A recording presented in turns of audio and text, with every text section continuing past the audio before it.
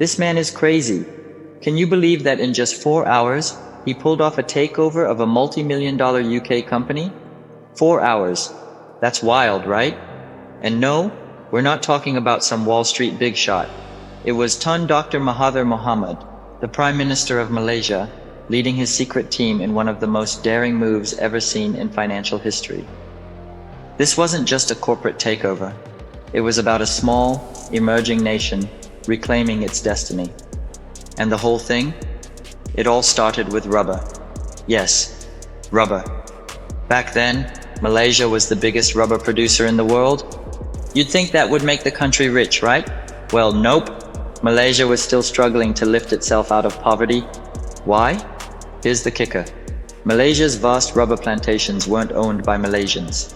Instead, UK companies like Guthrie were the ones making bank. They controlled the rubber plantations and sent all the profits back to the UK, leaving Malaysia with next to nothing. Imagine watching your own country's wealth being drained away to fill someone else's pockets. The UK economy thrived, while Malaysia was left behind. How crazy is that? Enter Tun Dr. Mahathir Mohamad. He wasn't like your typical politician. He didn't play golf, didn't smoke, and wasn't from some fancy elite family. He was just a doctor who saw the injustice and decided to act. And to him, the situation wasn't just a financial issue. It was a disease that needed curing.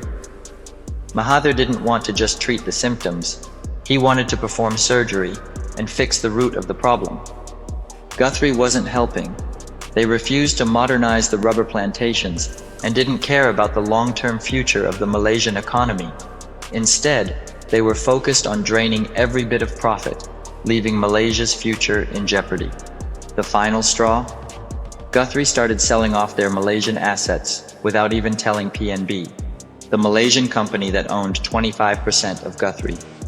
Mahathir had had enough. Enough is enough, he said. The future of 18 million Malaysians was on the line, and waiting any longer could be catastrophic. But Mahathir wasn't about to nationalize Guthrie. That could scare off foreign investors, and Malaysia needed investments to build its economy. Instead, Mahathir had a smarter plan. He was going to play the game just like the British.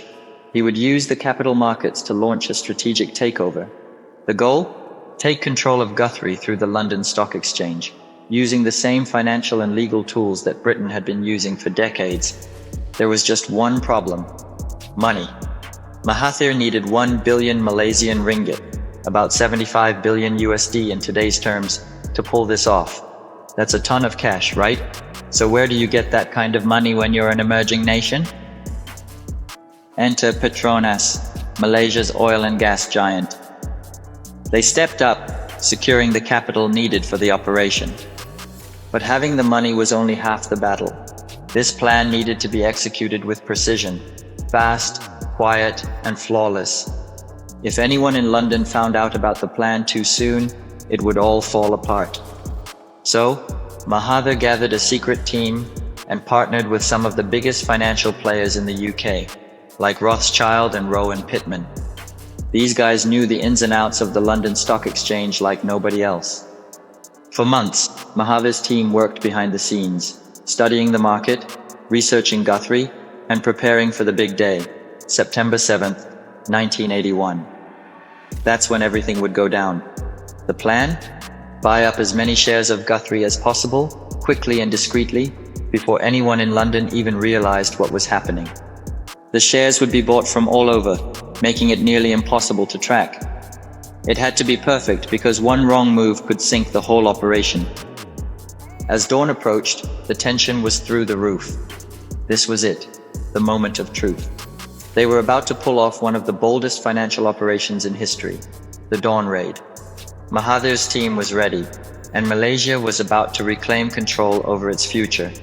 With everything in place, the money, the partners, the strategy, all they had to do was strike. The clock was ticking, and the world had no clue what was about to hit them. Malaysia was on the edge of something incredible. Mahathir's team wasn't just aiming for a business victory. They were about to make a statement to the entire world. They were about to show that Malaysia, once seen as just another former colony, was ready to rise on its own terms and play with the big boys. But would it work? Could this plan really change everything? Or would it all fall apart?